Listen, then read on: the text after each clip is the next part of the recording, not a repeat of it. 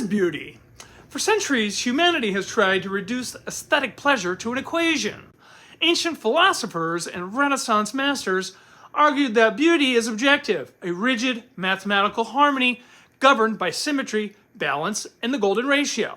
In this classical view, beauty is an ideal of perfect order, where removing or adding a single segment destroys the whole.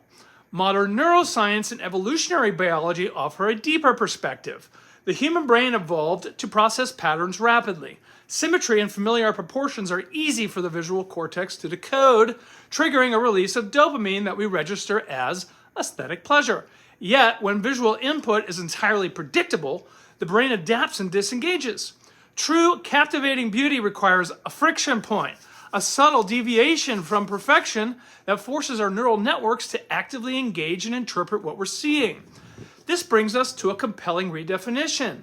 Beauty is a mind-numbing frolic through enchanted entanglements of blissful imperfection. This formulation that I created shifts beauty from a static mathematical state to a dynamic perceptual experience. It aligns closely with the Eastern philosophy of wabi-sabi, which locates aesthetic value in asymmetry, decay, and organic flaws. Instead of demanding flawless geometry, it frames beauty as an active cognitive navigation through complexity.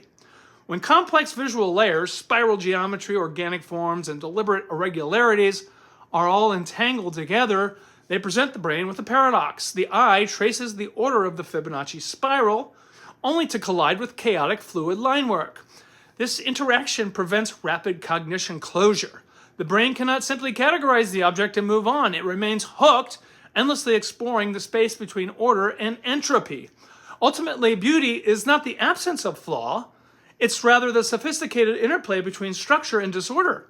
A neural frolic through complexity where imperfection provides the ultimate spark of fascination. I'd love to hear your thoughts on the piece. Thanks.